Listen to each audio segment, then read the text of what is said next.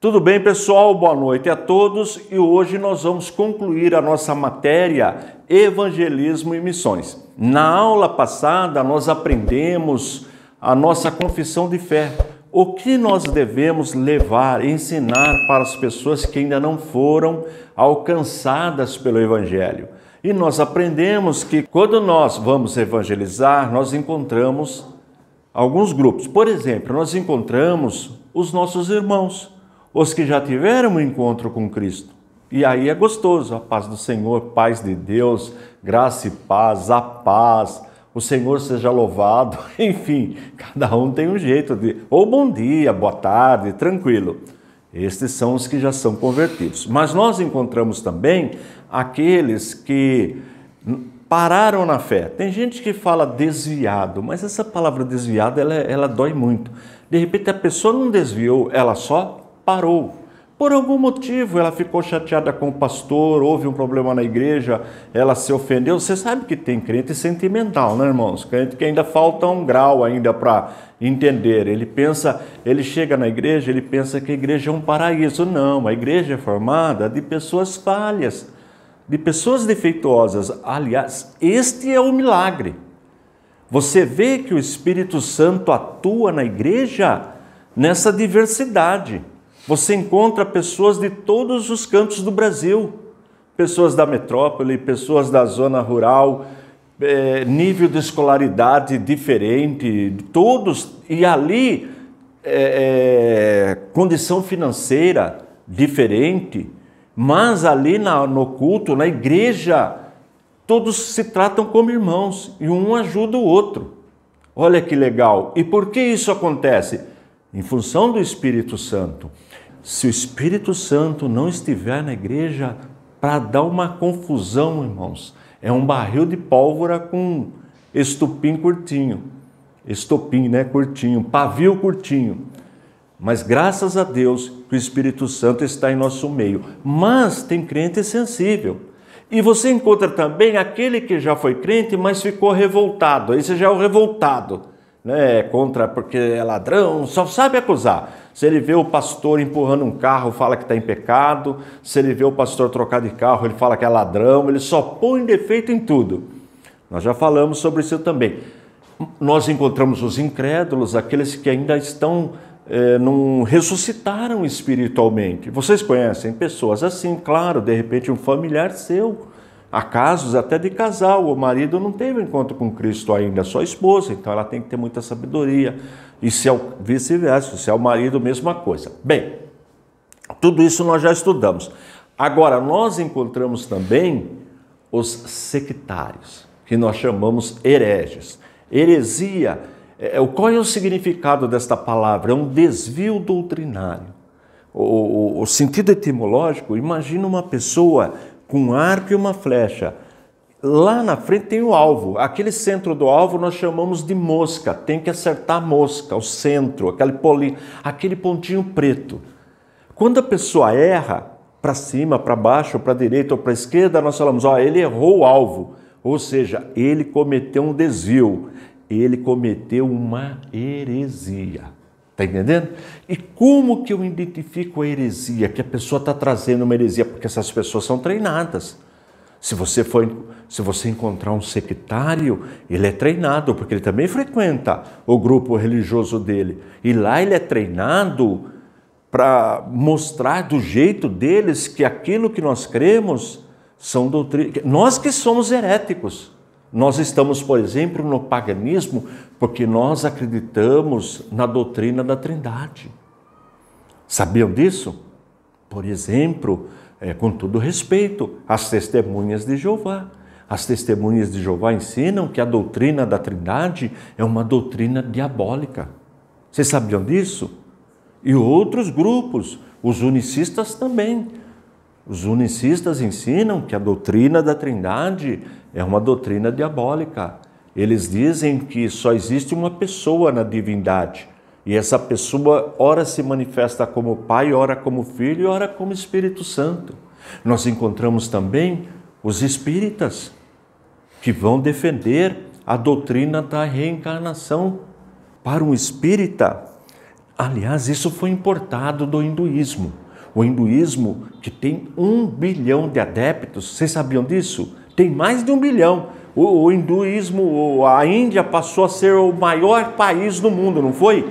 Passou a China de habitantes. E ali a maioria segue esta religião, hinduísmo.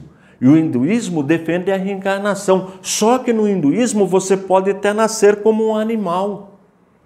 Tudo vai depender, porque lá, dentro da religião, agora é proibido na Índia as castas, mas está dentro do povo ainda. Cresceram com esta cultura. Embora o regime político do país não permita mais essa separação por castas, mas ela existe ainda na mente das pessoas. Porque o hinduísmo, ele envolve a vida da pessoa inteirinha. Enquanto nós, no cristianismo, a nossa vida é uma linha reta, né? A gente nasce, cresce e morre e deixa este corpo, no hinduísmo é cíclica. Ela vai rodando, você nasce, morre, e se você é uma pessoa boa, você nasce numa condição melhor. No caso do hinduísmo, numa casta melhor.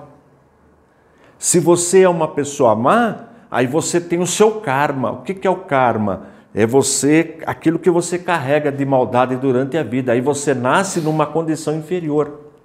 E isso veio para o Ocidente, dentro do espiritismo kardecista científico que foi desenvolvido pelo Allan Kardec, muito inteligente, um homem muito estudioso, muito sábio, ele que desenvolveu essa religião. Só que no espiritismo não tem essa reencarnação com animais, é só com seres humanos mesmo. Então, o espírita, ele faz boas obras para que ele possa nascer melhor. Então, quando o espírita olha uma pessoa cega, uma pessoa com uma deficiência física, ele acha que essa pessoa fez alguma coisa errada na outra vida. Então, está pagando o karma. Por isso que eles fazem boas obras. E eles estudam bastante, leem muito. Olha, o fundador, normalmente os discípulos seguem o fundador da religião. Se você observar as testemunhas de Jeová, por que eles gostam de literatura? Porque o Charles Taze Russell, fundador do movimento, era escritor, lia muito. E se você pegar os espíritas, eles leem muito, eles têm muito material, porque o fundador do espiritismo também era um homem muito estudioso, francês. Aliás, é o país que mais lê, a França. Saiu uma pesquisa aí que a França lê 7 livros, 7,1 por ano. Pega todos os livros que são vendidos na França, divide pela população. Então dá em média que cada francês lê 7,1 livro por ano. Já falei isso para vocês? Os brasileiros, 1,7, é o contrário. O brasileiro lê 1,7 livros por ano. Aí foram fazer uma pesquisa com os evangélicos. Nós estamos lendo 3, qualquer coisinha por ano. Ou seja, quem mais lê no Brasil somos nós. Por quê? Porque a reforma protestante vem com a Bíblia. Não tem como você ser protestante, um dos solas de Martinho Lutero, só as Escrituras. Somente a Bíblia, somente as Escrituras. Então, o que acontece? Quando você encontra esse grupo ou estes grupos, eles são treinados. E se você não tiver conhecimento bíblico, você pode ser enganado ou passar vergonha, travar, né? Você não tem mais condição de dialogar com estas pessoas. Mas tem uma notícia boa para vocês. A Bíblia diz em Efésios 4:11 que Ele mesmo, o Senhor, querendo o aperfeiçoamento dos santos, no caso a igreja, porque a igreja é santa, no sentido de separada do pecado, deu uns para apóstolos, outros para profetas, outros para evangelistas, outros para pastores e doutores. Olha aí que bênção. Deus deu, o Espírito Santo capacita. Então a igreja, ela tem pastores que apacenta, cuida das pessoas. Ela tem apóstolos no sentido de desbravador, bandeirantes. O apóstolo é aquele que vem. Você não vê Paulo que viajou pela Europa inteira, né, pelo Império Romano. O apóstolo é aquele desbravador. O profeta, a igreja tem as irmãos, é aquele que, não nesse sentido de vidência, de olhar para você e ler o seu... Não é nesse sentido que fala profeta, nesse caso aí. Porque tem no nosso meio também aquele profeta que olha para a irmã e a irmã está grávida e ele fala assim para a irmã: se creres será homem, se duvidares mulher. Quer dizer, além de... é machista ainda, né? Tem profeta desse tipo, né? Mas não é esse daí. Por exemplo, eu fui numa igreja domingo com a minha esposa e a mensagem, você vê que o pregador convidado é um verdadeiro profeta. Ele lê um texto de Ezequiel, mas deu uma palavra tão gostosa. Foi um alimento maravilhoso para as nossas almas. O irmão é um verdadeiro profeta nesse sentido. Não tem jeito que pega um texto bíblico e você vê que como é que ele consegue, quem deu essa sabedoria para ele, explanar, você sente que é com você aquela palavra, você recebe aquilo, você sente Deus falando com você. É nesse sentido. Deu também os evangelistas, tem gente que não resiste, irmão. Ele não consegue ficar sem falar de Jesus. Ele está onde ele está, ele não adianta, ele quer falar de Jesus. Está no DNA dele, não tem gente assim? Vocês conhecem algum irmão assim? Irmãs, né, folhetim, onde ele não adianta, ele está sempre falando de... É um dom. Todos nós precisamos evangelizar, mas tem gente que sobressai, não tem? Que se destaca nesse aspecto. E tem também... Agora veja que o pastor, ele é linkado com o doutor. Doutor aí não é doutor, é doutor no sentido de professor, de ensinador. Todo pastor necessariamente precisa ser ensinador. Nem todos os professores, nem todos vocês que estão estudando teologia, nem todos serão pastores ou pastoras. Mas, com certeza, para ser pastor ou pastora para as igrejas que ordenam mulheres, necessariamente precisa ser educadora ou educador, precisa ser um ensinador, porque ele tem que apacentar o rebanho. E o que é apacentar o rebanho? É ensinar a igreja. Ele tem que ter esse dom, ele não precisa de tanta eloquência como um apóstolo, um evangelista, mas ele tem que ser pastor, ele tem que ensinar.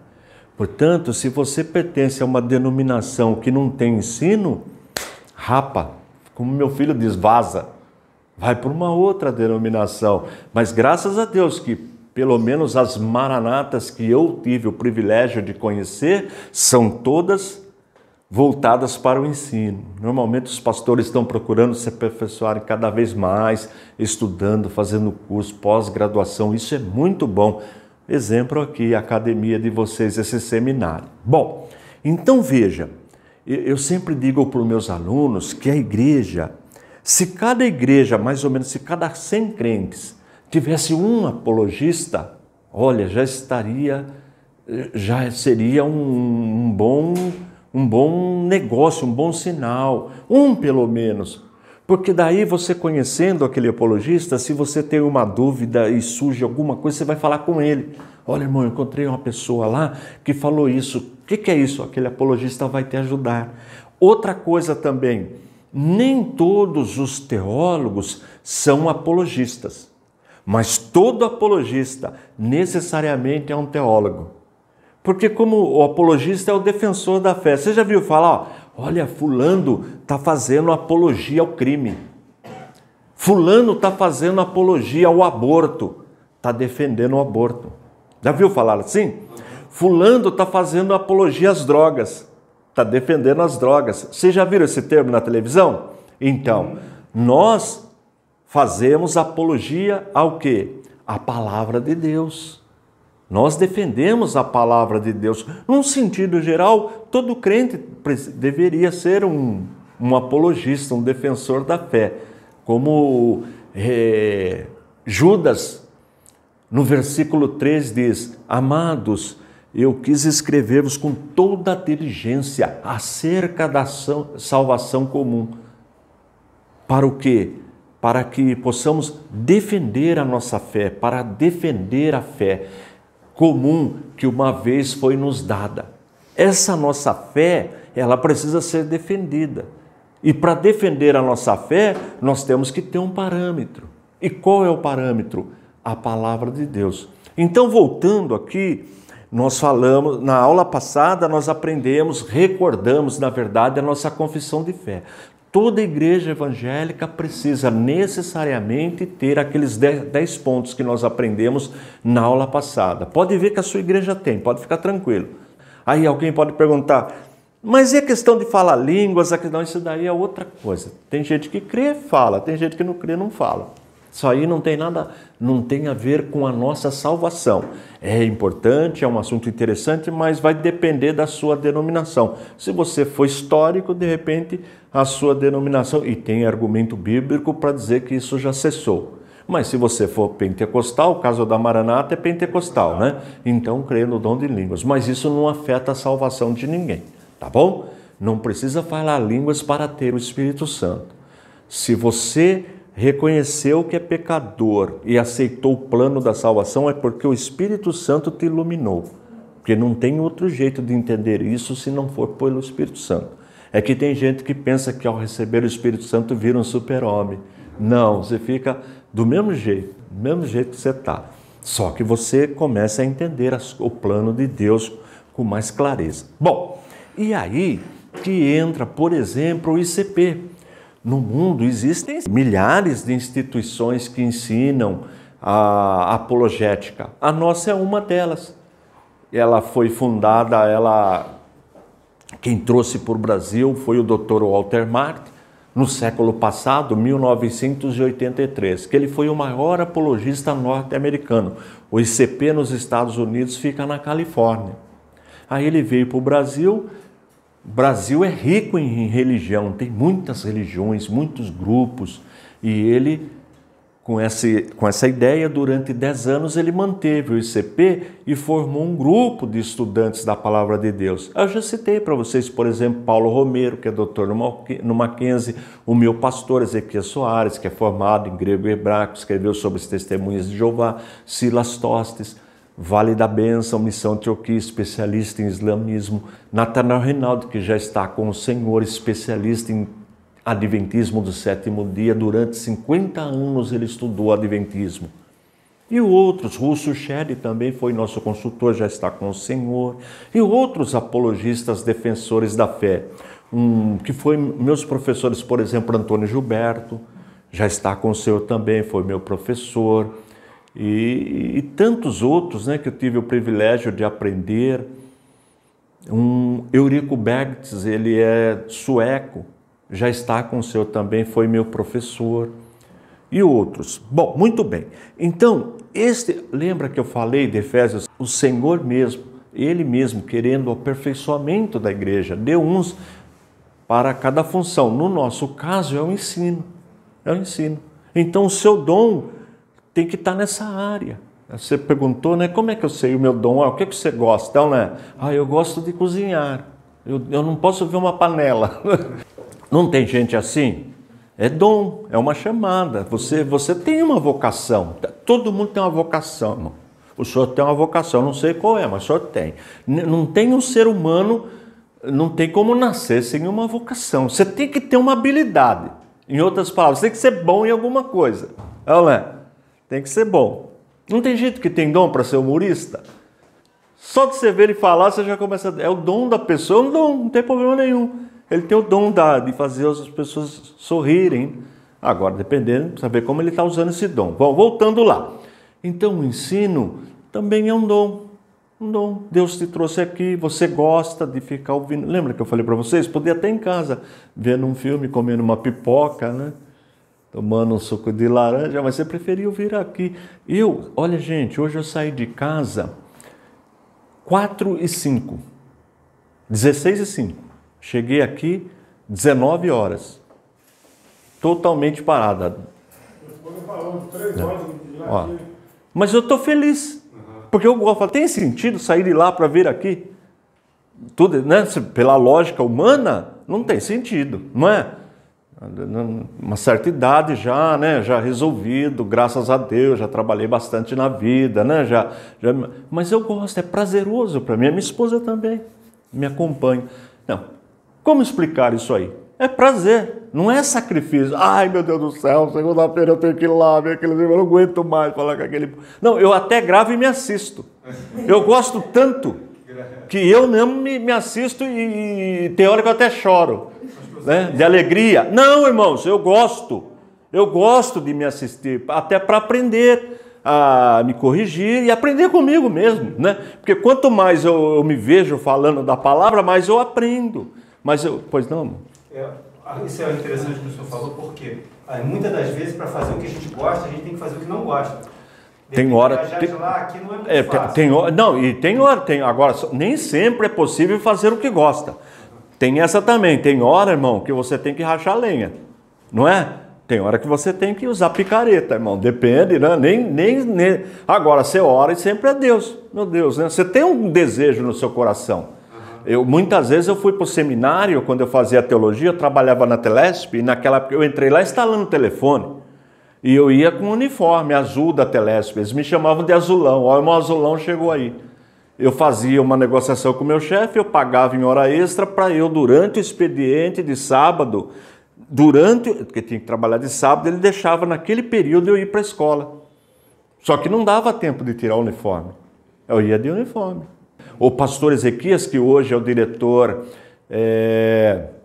lá na Sociedade Bíblica Deliberativa, é o maior cargo na Sociedade Bíblica Brasileira, que foi meu pastor, ele trabalhava no correio de entregar carta. E ele levava a marmita. Muitas vezes ele ia com aquela bolsa do correio dentro de uma marmita. E ele conheceu uma pessoa que falava hebraico, Gordon Shaw, que é tradutor de Bíblia, morava em Cajamar, Cabreúva, perto de Jundiaí, e entregando carta, ele fez amizade.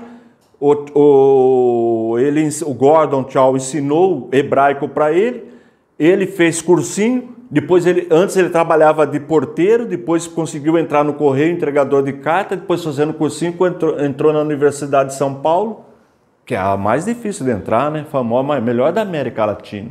E hoje, olha aí, tá vendo como é que funciona? Chamando, irmão. Só que demora, né? Pagou um preço. Um dia eu fui na casa dele, tinha tanto livro, irmãos, mas tanto livro, que eu falei, pastor Ezequias, e a casa era numa área assim, meio periferia, era alugada. Aí eu falei, pastor Ezequias, o senhor não tem medo de algum ladrão roubar os seus livros? Ele falou, você já viu alguma vez no jornal ladrão roubou livro? Você já viu alguém roubar livro? Ninguém, não é? Não rouba, velho. Muito difícil, né? Roubar livro. Né? Foi preso porque roubou livro. Mas por que eu estou falando? Voltando aqui. Então, estes homens que eu citei para vocês, que foram contratados, eles fizeram um trabalho no Brasil inteirinho, um trabalho de campo. E foram pesquisar todos esses grupos religiosos que eu citei para vocês. E foram fazendo um trabalho, na época não tinha computador, foi tudo manuscrito. Tudo manuscrito, ou datilografado. Quem aqui lembra de máquina de escrever? Eu fiz curso. Eu também fiz. Fez. Mas quem aqui não pegou a máquina de escrever? A senhorita não pegou máquina de escrever. Então, já existiu máquina de escrever. Fiquei com brinquedos de máquina de escrever. Então. Eu fazia os crachá de membro na igreja e tudo com a máquina de escrever. Olha aí, ó. Então, eles fizeram esse trabalho. Ou era manuscrito, ou era datilografado. Mas geraram inúmeras apostilas. E aí de manhã ela pergunta. Eu vi um filme esses dias, eu vi um filme, a igreja de vocês pode ser televisão, né? Pode, né? Pode, então posso falar. Ai, meu Deus, que alívio. Eu vi um filme com a minha esposa e o camarada falou que ela tinha que perder o celular. Falou, o senhor tem telefone? Tem. Aí ela foi ver o telefone, era aquele de descara, ela não conseguiu usar o telefone. Ela não conseguia imaginar o que tinha que fazer. E é verdade, Bom, voltando aqui. Então, esses homens fizeram esse trabalho durante 10 anos. Foi aí que eu fui chamado. Primeiro, o meu pastor me chamou para ajudar na igreja. A Telesp lançou um programa de demissão voluntária. Eu tinha 13 anos na Telesp. Eu entrei lá instalando o telefone e saí de lá como engenheiro. Deus me abençoou, né? Mas estudei muito, Deus me abençoou. Quando eu estava numa boa, aí entrou a privatização. Privatização, irmãos, tava uma bênção a nossa vida lá. Só que tem um problema, né? Para nós, né? Porque para vocês não, ninguém tinha telefone. Para ter um celular na época você tinha que comprar um papel, lembra? Vocês chegaram, bom, enfim, depois que privatizou hoje, ninguém usa mais telefone. Mudou o paradigma. Então, nesse período eu pedi para ser demitido de forma voluntária, que eu vim para ajudar na igreja. Aí o pastor me chamou se eu poderia ajudar no ICP. Aí eu vim como executivo no ICP, né? Executivo é aquele, o nome já fala, executa. Tinha o pastor presidente, o vice, eu executava. Bom, foi nesse período, como eu tinha um pequeno conhecimento de informática, que eu aprendi na Telesp, o primeiro computador desses, né, que a gente conhece hoje, eu tive o privilégio de ajudar a instalar na Telesp. Aí chegou logo, saímos do DOS e fomos para o Windows. DOS, né, não sei se vocês se lembram, fomos para o Windows, aí já facilitou, aí já chegou o mouse, aí melhorou muito. Então eu já tinha um pequeno conhecimento, então eu pude pegar aquele material que era todo datilografado, manuscrito e digitalizá-lo, tudo. Esse material foi digitalizado, foi revisado e gerou essa coleção, que ela é a única no país.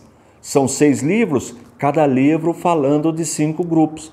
Testemunho de Jeová, maçonaria, nova era, espiritismo, hinduísmo, shintoísmo, budismo, 30. Inclusive nós colocamos aqui o judaísmo, embora o judaísmo tenha sido dado por Deus, mas devido ao judeu não aceitar Jesus como Messias, então nós explicamos aqui. Então aqui, esses escritores que eu comentei com vocês no começo, colocaram quem fundou o movimento, quando tem um fundador, por exemplo, o hinduísmo não tem um único fundador, não é uma religião que tem um fundador. O budismo tem, o nome já fala Buda, o espiritismo moderno, Allan Kardec, né? Mormonismo, Joseph Smith, Testemunha de Jeová, Charles Taze Russell, o Adventismo, o Guilherme Miller, embora eles não gostem, mas começa com ele a questão do advento, e aí vai. No caso do cristianismo, Jesus Cristo, o judaísmo, Moisés, né, que compilou, enfim. Bom, então, eles fizeram isso, colocaram o nome do fundador, a história do movimento. Por exemplo, as Testemunhas de Jeová, Charles Taze Russell nasceu em 1852. E com 20 anos, em 1872, quando ele tinha 20 anos, ele começa o movimento. Já pensou uma pessoa com 20 anos? Ah, e o Joseph Smith, que com entre 14 e 15 anos teve uma revelação? 14 anos, ia completar 15. O pai apareceu para ele, uma hora foi o pai, outra hora foi o filho, uma hora foi o anjo, enfim, é meia confusa. Tem 3 revelações, né? É bastante confuso. Isso até assim, eles ficam até meio chateados quando a gente comenta isso, mas tudo isso foi comentado por esses homens que eu falei no começo. Então tem a história do movimento, o que ensina o movimento, quer dizer, as heresias e a refutação. Como defender a nossa fé? Como quem chegou agora, esses grupos, eles são treinados. Mas não é que eles querem nos enganar. Ele aprendeu lá que a doutrina da Trindade é paganismo. Puseram na mente dele que é um Deus de 3 cabeças. E não tem nada a ver. Quando você vai... Aí que é o problema de quem não conhece. Porque quando você vai estudar história, você vai ver que a Trindade, o termo técnico, eu já falei para vocês, ele surgiu no entre o ano 160 e 220 depois de Cristo, bem antes daquele concílio de Nicéia que ocorreu no ano 325. Foi Tertuliano, é um nome técnico, Trindade.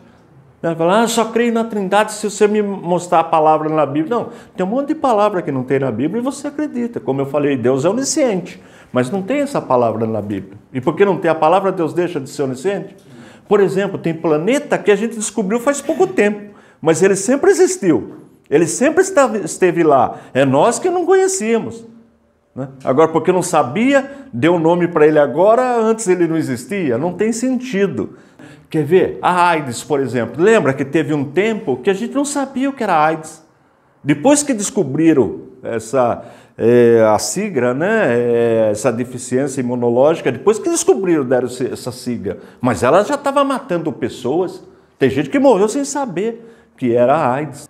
Covid também no começo, né? Até hoje ninguém sabe como realmente, da onde ela surgiu. Uns dizem que é laboratório, outros dizem que é de animal, ninguém sabe exato. Estão pesquisando, vão descobrir. Mas por quê? Porque não sabia, não morria gente, era alguma coisa que estava matando. Uma né? coisa é certa, vem da China, que tudo vem da China. Os chineses também precisam de Jesus, irmão. Só tem que amar o Senhor. E como? Ó, pode ver, ó, a peste negra veio da onde? Lá da Ásia. Covid veio da Ásia. Tudo veio Tá bom, e a espanhola? Hã? E a espanhola? A gripe espanhola veio da onde? É do lado da Ásia. É do lado da Ásia. É lá pro Oriente. Ainda é o Oriente. Voltando aqui. Bom, mas do que eu estava falando? Tá. E aí, produzir esse material, que é o material de apologética. Porque, gente, se você faz medicina, você não precisa de material para estudar, material didático. Falando em material didático, olha só o que aconteceu. Eu estou vindo um dia, eu morava em Jundiaí. Eu nasci em Jundiaí, terra da uva. Já viram falar de Jundiaí? Se não for a melhor, está entre as melhores cidades do Brasil. Jundiaí, terra da uva. Morava em Jundiaí. Entra ali na Serra do Japi, Serra da Mantigueira, enfim. Eu estou indo, o escritório do ICP é na Avenida Ipiranga. Esse período era na Avenida Ipiranga com a São João. Lembra da música do Caetano? Então, era ali. E aqui no Rio, na Rua Acre. Mas eu estou em São Paulo, cuidando do escritório em São Paulo. Em Jundiaí, estou indo de carro para São Paulo, sozinho. Estou indo de carro para São Paulo, já estou no ICP, já temos esse material. Aí estou indo de São Paulo. Olha só que interessante. Algo falou para mim.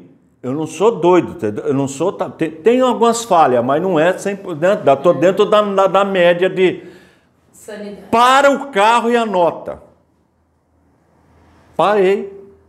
Falou, senti, para o carro e anota. Anotei o projeto dessa Bíblia aqui. Esse projeto aqui, o que está aqui, eu anotei. Aí cheguei em São Paulo, reuni o grupo, eu era o executivo, reuni o grupo de apologistas, pastores, aqui. Estou falando o negócio seguinte, o projeto é esse aqui, Deus colocou no meu coração, vamos fazer essa Bíblia?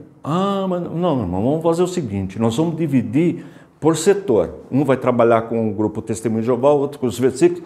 É simples, é pegar o material que está aqui, pegar todos os textos que estão aqui, as refutações, e lá na Bíblia, no livro, no capítulo, no rodapé, colocar um resuminho do argumento e a resposta. Resumindo, em 6 meses a Bíblia estava pronta para ir para a gráfica. Aí vai vendo, fechamos um acordo com a Sociedade Bíblica do Brasil para imprimir a Bíblia. Só que lá, na época, um dos diretores era adventista. E a Bíblia apologética, irmãos, se liga, firmamos um contrato com a Sociedade Bíblica para usar o texto, porque o texto você tem que pagar royalties, né? Você vai usar um texto, eu não tenho texto bíblico, o comentário é nosso. Aí firmamos um contrato com a Sociedade Bíblica do Brasil. Só que na diretoria tinha um adventista, e a Bíblia condena o adventismo no comentário. Por quê? Porque classifica como seita, né? E aí rescindiram o contrato. Aí a Sociedade Bíblica Trinitariana, que tem sede em Londres e tem escritório e filial aqui no Brasil, me procurou, oferecendo o texto deles. O texto João Ferreira de Almeida, Revista e Corrigida, Fiel. É muito boa a tradução. Aí aceitamos. Aí usamos o texto dele. Só que no Brasil, na época, a única gráfica que fazia capa de Bíblia era a Sociedade Bíblica do Brasil. Não tinha nenhum equipamento. Aí agora, onde nós vamos fazer a Bíblia agora? Já conseguimos o texto. Aí um irmão lá me procurou, olha, eu tenho uma gráfica, eu posso adaptar para vocês. Só que eu não tenho como fazer capa, eu faço o miolo. Então tá bom, fechamos com ele fazer o miolo. Primeira tiragem foi 20 mil. Fez o miolo. Bíblia você não imprime menos que 15 mil, nós fechamos 20 mil. Aí tinha um irmão que fazia capa de Bíblia manual. Então, as 20 mil Bíblias primeiras foram todas manualmente. A capa. A gente parava a Kombi lá para pegar. Ele ia falar, ó, tem mais 500 prontas. Porque nós começamos a vender antes de ter. Para você ter uma ideia, né? Porque o povo queria, era uma novidade. Aí fizemos 20 mil, depois fizemos mais 40 mil, depois chegamos... Aí tudo bem. Atendendo, estava com 60 mil Bíblias. Aí, senti no coração de novo, olha que coisa interessante. Por que não colocar os apócrifos na Bíblia? Porque não existe Bíblia evangélica, Bíblia protestante com os apócrifos, né, no Brasil. Mas como colocar? Não, a gente coloca no apêndice. Ué, o que tem? Não tem Bíblia que tenha harpa cristã? A harpa não é canônica, mas está lá. Por que não pode ter no apêndice? Aí fechamos um contrato de novo com a Trinitariana, mas daí Londres recusou, porque são muito conservadores, falando, não vamos permitir. Tá bom, fazer o quê? Não tem discussão. Aí o seu Nelson me liga. Quem é o seu Nelson? É o dono da Geográfica. Depois da Sociedade Bíblica, é a Geográfica. Uma gráfica, coisa linda, irmão. Um homem muito rico. E ele é da Congregação Cristã no Brasil. Aí ele me ligou, pastor Antônio, a minha religião é seita? Eu falei, não, tem uns problemas, né? A questão do véu, umas coisas aí, mas não é, né? Se você pegar o cremo deles, não é. Aí ele falou, então eu quero conversar com o senhor quer imprimir essa Bíblia aí, pá? Mas eu tive problema com a Trinitariana. Não, nós temos aqui, eu tenho um colega batista, que ele tem o texto da imprensa bíblica batista. E ele cede pra gente, a gente paga os royalties para ele cede pra gente. Cedeu o texto. Aí nós também conseguimos o texto dos apócrifos, e aí surgiu essa Bíblia. Por que eu estou falando tudo isso daí? Porque é uma ferramenta a mais para vocês seminaristas, que né, mais do que ter a Bíblia apologética, é ter um instrumento para evangelizar estas pessoas, porque também são pessoas não alcançadas pelo Evangelho. São pessoas boas, pessoas piedosas. Quem conhece sabe do que eu estou falando, principalmente os espíritas. Né? Eles doam tempo da vida deles para a caridade. Eles acreditam naquilo. Os católicos também são pessoas piedosas. O Deus que eles servem é o mesmo Deus que nós servimos. É o mesmo Pai, Filho e Espírito Santo. Só que existem algumas heresias, algumas doutrinas que não são bíblicas. É só isso. Nós amamos Maria, mas nós não adoramos Maria, porque nós só podemos adorar a Deus. É essa a questão. Não temos nada contra Maria. É isso que a gente tem que esclarecer a ele. Exatamente, mas isso precisa ser com carinho, com amor, porque houve um tempo que diziam que o apologista ele era xerife de igreja.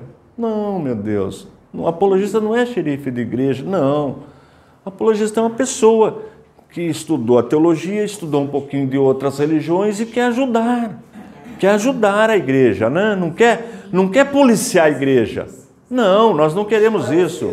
É esclarecer, vamos usar a palavra certa. Esclarecimento, só isso. Nós, no caso da instituição que eu faço parte, a gente não atropela ninguém. Se chamar, a gente vai. Para ensinar, para falar, para mostrar, e tudo com provas documentais. Você chegar, por exemplo, para um adventista, ele fala, olha, o problema é o seguinte, vocês acreditam que os escritos da profetisa Ellen White é igual à Bíblia. Está aqui o documento de vocês, está aqui, está escrito aqui. Ó. Vocês creem assim. Não está valendo mais esse documento? É só fazer uma retificação. Ó, nós não cremos mais assim. Aí o ICP, tudo bem, não é? Agora, enquanto não faz, fica valendo. Não é verdade? E assim vai. Enfim, não tem igreja, por exemplo, que não ordena a mulher para o ministério. Não tem igreja assim?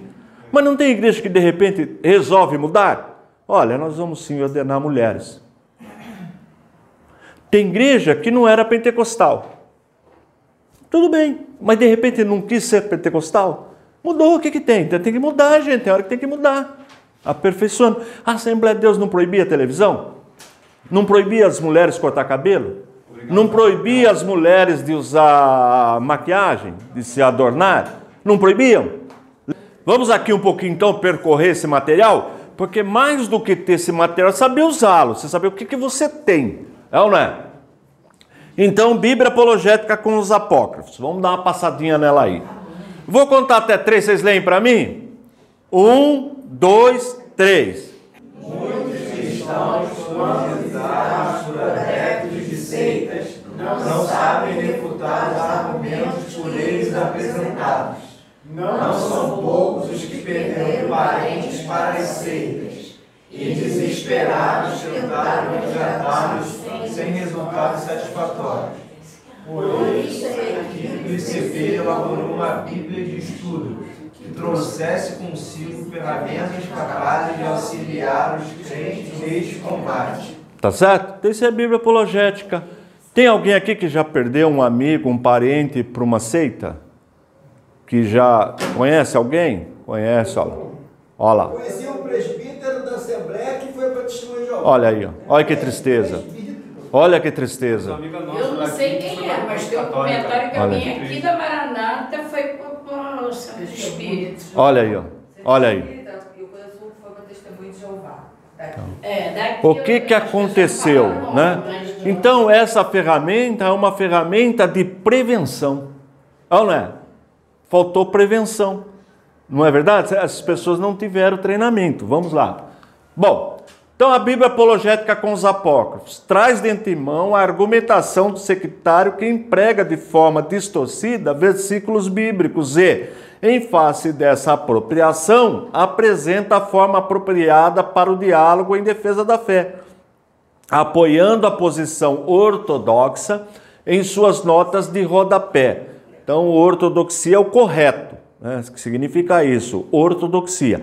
Aquilo que nós aprendemos na aula passada, todos estavam aqui na segunda-feira, aquilo é a nossa ortodoxia.